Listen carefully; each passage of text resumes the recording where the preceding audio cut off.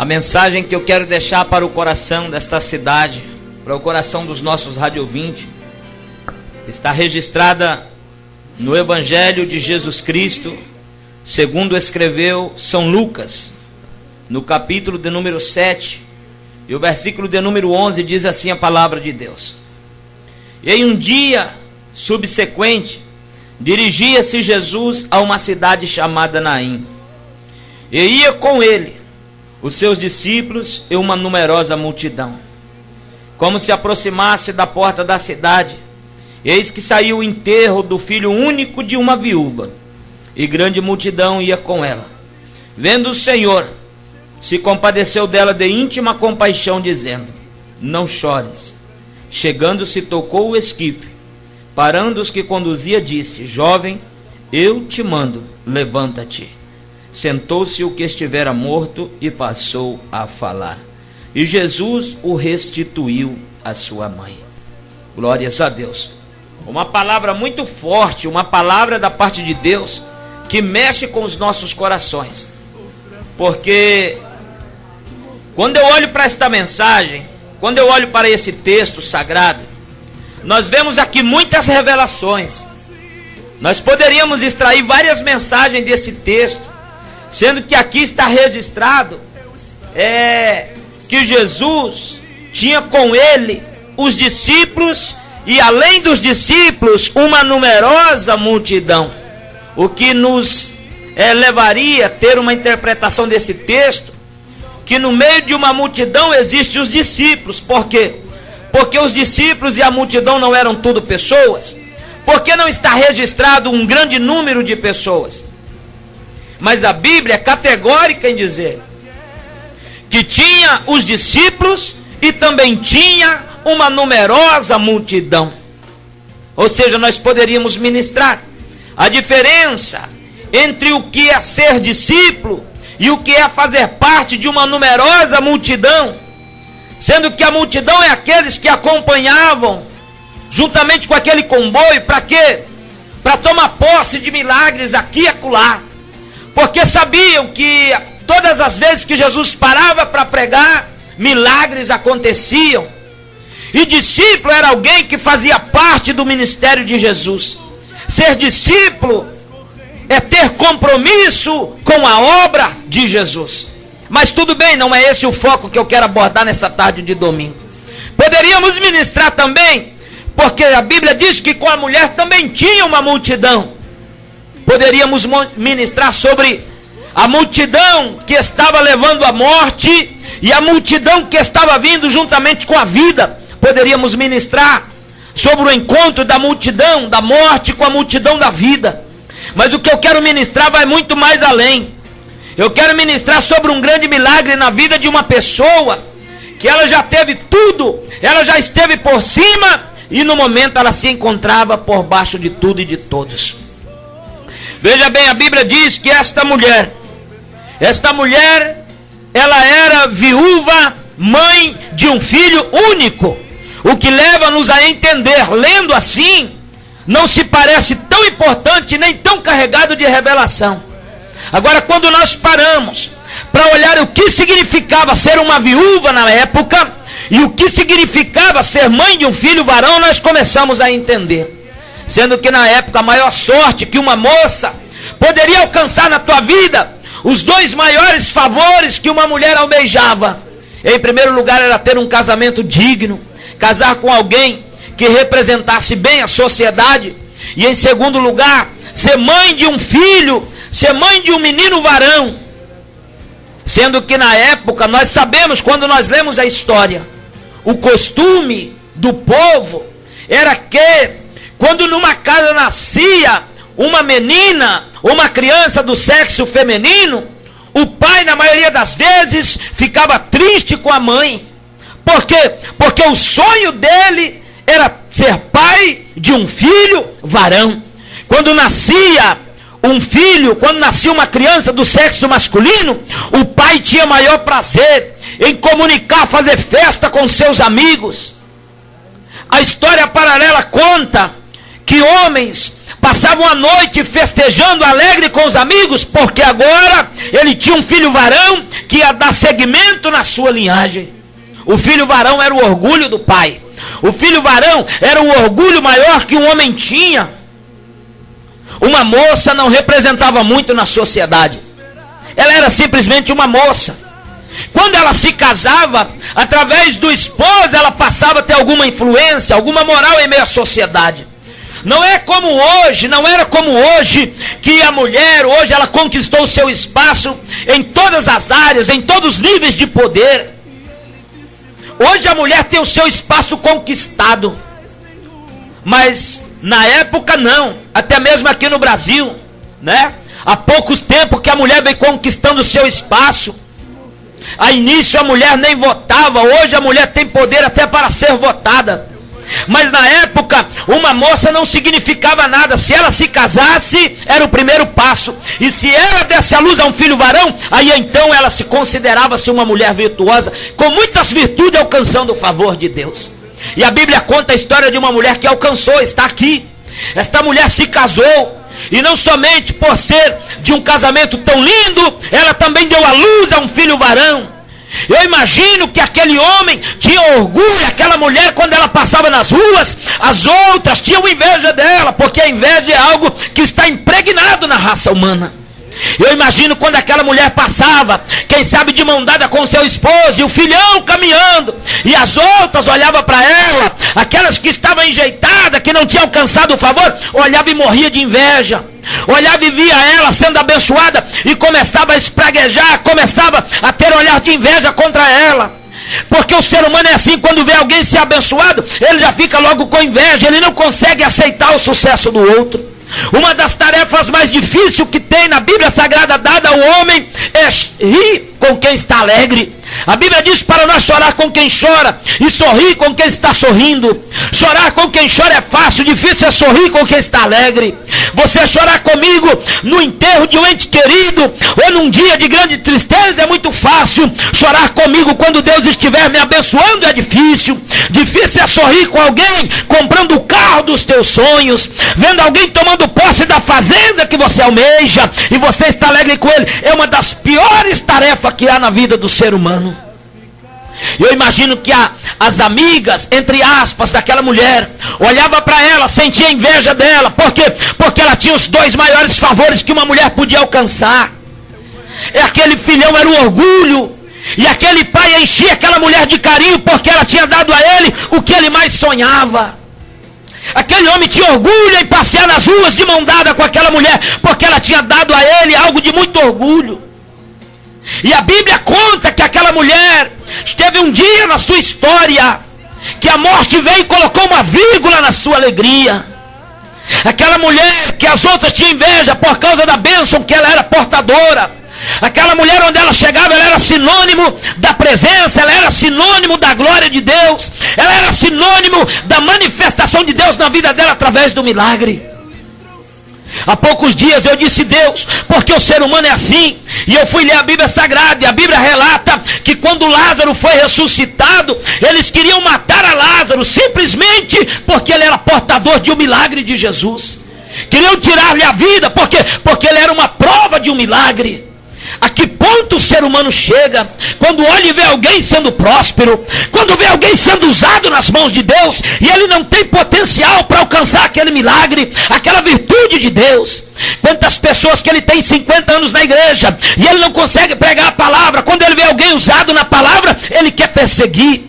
Tem pessoas que ele tem 50 anos de ministério, quando ele vê alguém chegando e Deus levantando, ele se dói de inveja. Por quê? Porque não consegue se alegrar com a vitória alheia. E agora aquela mulher, a morte vem e coloca uma vírgula na sua vida, tirando a vida do seu esposo. Não precisa entrar em detalhes, todos nós sabemos que uma mulher, uma viúva, só tinha Deus por ela. Não era como hoje, não, que no dia do velório do maridão, enquanto a viúva está ali chorando à beira do caixão, já tem alguém olhando para a viúva, dizendo: olha, essa viúva é bonita, é muito bela, eu vou pegar o e-mail dela, o número de telefone dela. Não era assim. Uma viúva era sinônimo de vergonha. Ninguém tinha coragem de se casar com uma viúva, ninguém queria. Uma viúva ficaria jogada somente se alguém da parte do esposo se interessasse por ela, para então estar lhe devolvendo a honra. para poder estar devolvendo a dignidade. Uma viúva ficava à mercê da sorte, não tinha quem pelejasse por uma viúva. Só que tem um detalhe: aquela mulher, ela ficou sem o amparo do seu esposo, ficou sem o auxílio daquele homem que tanto a honrava. Mas só que tem um detalhe: aquela mulher tinha uma carta na manga, ela tinha uma pedra preciosa nas mãos, que era ser mãe daquele filho.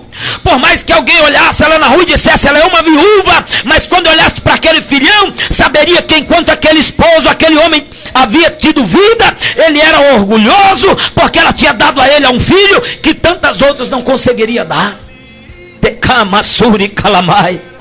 Aquela mulher, quando ela passeava de mão dada com aquela criança, por mais que as suas adversárias, suas inimigas com inveja, olhassem para ela e dissessem, ela é viúva, mas quando olhava para aquela criança se calava. Por quê? Porque aquela criança era prova de que aquela mulher era abençoada por Deus. Aquela criança era prova de que ela tinha alcançado o favor de Deus e que ela era uma mulher virtuosa. Aquela criança, quando ela olhava para aquela criança, todos os teus sonhos se concentravam ali. E no coração daquela viúva ela pensava, essa criança vai crescer. E essa criança crescendo, assim como eu alcancei a virtude de Deus, essa criança vai ser alguém bem sucedido em meio à sociedade. Quem sabe vai ser um juiz, quem sabe vai ser um profeta, quem sabe vai ser um homem de muita influência. E quando ele estiver lá, no meio dos maiorais, que alguém perguntar para ele a sua linhagem, eles vão se lembrar da mãe, e eu vou ter orgulho, porque o meu filho vai estar lá, e ele vai restaurar a minha honra. Aquela criança era tudo que aquela mulher tinha, o sonho dela estava naquela criança. Só que teve um dia que a morte retornou na casa dela. A morte voltou na casa dela e ceifou a vida daquela criança. Querido, minha irmã, meu irmão, você que me ouve, você que está aí do outro lado do rádio, preste atenção no que eu vou te falar. Com todo o respeito que eu tenho pelas tuas lágrimas, pelo teu pai, pela sua mãe, pelo teu filho, pelo teu irmão que Deus levou, que essa vida tirou de você. Com todo o respeito que eu tenho, quem me conhece sabe que há poucos meses eu sepultei a minha mãe. Só que tem um detalhe: aquela dor que você sentiu naquele dia da separação é uma dor pequena perto do que esta viúva estava sentindo nesse dia. Porque no dia da separação, eu levei a minha mãe no cemitério desta cidade, deixei ela lá e voltei para casa dar continuidade na minha vida, no meu ministério. A minha vida não parou naquele dia. E a partir deste momento a vida desta mulher, ela não viveria mais, ela sobreviveria, porque a vida dela estava acabando ali. Os sonhos dela estavam naquela criança, os sonhos dela estavam naquele menino, que agora a morte tinha ceifado a tua vida. A vida dela acabava ali, não tinha mais sentido, não tinha mais motivo para lutar, era tudo que ela tinha. Segundo uma crença judaica, eles acreditavam que até 3 dias um defunto poderia voltar a viver. Por isso se velavam 3 dias. A Bíblia relata que quando Jesus chegou era no 4º dia, quando Lázaro já estava sepultado. Porque até o 3º dia eles velavam. E eu imagino que aquela mulher no primeiro dia do velório olhava para aquela criança, olhava para aquele defunto e pensava, Deus não vai me abandonar, assim como você pensa muitas vezes. Não é possível, não vai ser dessa vez, Deus vai fazer um milagre, daqui a pouco esse defunto levanta, daqui a pouco esta criança volta a viver. E chega o 2º dia, e nada do milagre. Chega o 3º dia, e vem um anúncio que chegou a hora final. E agora, aquela mulher começa a ver aqueles que tanto tiveram inveja da sua bênção, ver ela no fracasso. Aquelas que tanto tinha inveja dela, agora chega lá e fica olhando ela chorando. Irmãos, não tem nada pior que você ser rebaixado a ponto de você chorar e se sentir humilhado na frente dos teus inimigos. Eu fico tentando assimilar o sofrimento daquela mulher naquele dia, olhando aquelas que tinham inveja dela, vendo ela lá agora, pela 2ª vez, chorando, na beira de um caixão. Vendo ir ali todos os resquícios que ainda restava de fé, de alegria, tudo que restava ainda de motivo para ela continuar vivendo. E agora chega aquela hora e alguém diz: ó, viúva, chegou a hora de levar o seu filho. E agora ela fica olhando aquele caixão e para a mão, quem sabe, de um dos teus inimigos. Aquele caixão que dentro dele estava todos os teus sonhos. Aquele caixão que dentro dele estava todas a sua expectativa de vida. E ela agora não podia fazer mais nada. Quem sabe eu estou pregando para alguém nesta tarde que você não tem mais o que fazer. E detalhe, os teus sonhos, a tua chance está na mão daqueles que te odeiam, está na mão daqueles que não torcem por você, está na mão daquele que não tem prazer em ver você alegre, e você não sabe mais o que fazer. Aracamanda lamai. Quantas vezes eu tinha desejo de ser um pregador da palavra de Deus, mas a minha chance estava na mão de quem não gostava de mim. A minha chance estava na mão de quem não tinha prazer em ver eu pregar a palavra de Deus. A minha chance estava na mão daqueles que não tinham prazer em ver eu alegre. É doído, dói demais, arranca pedaço da alma. Mas eu tenho uma palavra de Deus para você. Existe um Jesus que vai encontrar com você na porta da cidade e fazer um milagre na tua vida. Quem sabe nessa tarde de hoje o teu sonho ministerial está no negro caixão. E detalhe, quem pode te ajudar não tem interesse em te ajudar. Ninguém estava preocupado com a lágrima daquela viúva. O sacerdote estava a 10 metros do caixão, porque ele era santo demais para tocar em defunto. Aquela mulher não tinha ninguém que pelejasse por ela. Quem sabe eu pregue para alguém que o brilho da tua vida está num caixão. Ou quem sabe o teu filho está num caixão espiritual também. Como muitas vezes a minha mãe via aquelas que se diziam amigas dela zombar, fazer chacota dela, porque o filho dela não passava de um noiado, não passava de um caído. Quantas vezes a minha mãe chorava porque eu estava no negro caixão espiritual. Quem sabe eu pregue para uma mãe nesta tarde que o teu filho está no negro caixão. E detalhe, na igreja ninguém se preocupa com a tua lágrima, na igreja ninguém se preocupa com a vida do teu filho e você está chorando. Eu estou profetizando o encontro de Jesus com você a esta hora da tarde de domingo. Eu profetizo que os teus sonhos vai voltar a ter vida se você crer. Kamasúria Kamanda Labai. Aquela mãe sai da sua casa acompanhando aquele caixão. E eu encerro a mensagem agora. Veja bem, na saída da cidade, amigo, Jesus vem ao encontro dela. E Jesus fala algo para ela que parece uma loucura, porque Jesus disse para ela o que todo mundo já havia falado. Jesus chega perto dela e diz: não chores. Eu fico pensando aqui comigo, quantas vezes aquela mulher ouviu esta frase durante os 3 dias de velório? Porque eu velei a minha mãe durante uma noite, eu perdi as contas de quantas pessoas bateu a mão no meu ombro e disse: não chores, não chores. E Jesus chega perto dela e fala o que todo mundo fala. Quem sabe eu estou pregando uma palavra que você já ouviu milhões de vezes, mas tem um detalhe: nessa tarde é Jesus que está falando. Você pode ter ouvido esta mensagem, esta frase milhões de vezes, mas quando Jesus fala é diferente. Quando ele fala, a morte dá lugar à vida, a tristeza dá lugar à alegria. Dessa vez não era um amigo, não era um invejoso, não era um parceiro que estava dizendo para ela não chorar. Era o próprio Jesus dizendo: não chores. E a Bíblia diz que Jesus não pede, ele chega e para na frente. E todos aqueles que estavam carregando o caixão param na frente dele. Eu fico tentando assimilar aqui, eu creio que deva ser mais ou menos um encontro da polícia com um bandido. Quando os marginais estão sacando, roubando alguma coisa, que a polícia chega com a arma em punho, aponta para eles e diz: põe a arma no chão e se rende agora. Eu posso ver pelos olhos da fé Jesus na tarde de hoje levantando a mão na frente dos teus inimigos, dizendo: põe o caixão dos sonhos dele no chão agora e se rende. Jesus chega na frente deles e eles colocam o caixão no chão e se rende. Assim como a polícia tem o poder de fogo mediante o bandido e ordena: põe a arma no chão e se entrega. Não importa na mão de quem esteja os teus sonhos, na mão de quem esteja o caixão carregando a tua expectativa, nessa tarde de hoje o teu sonho vai voltar a viver.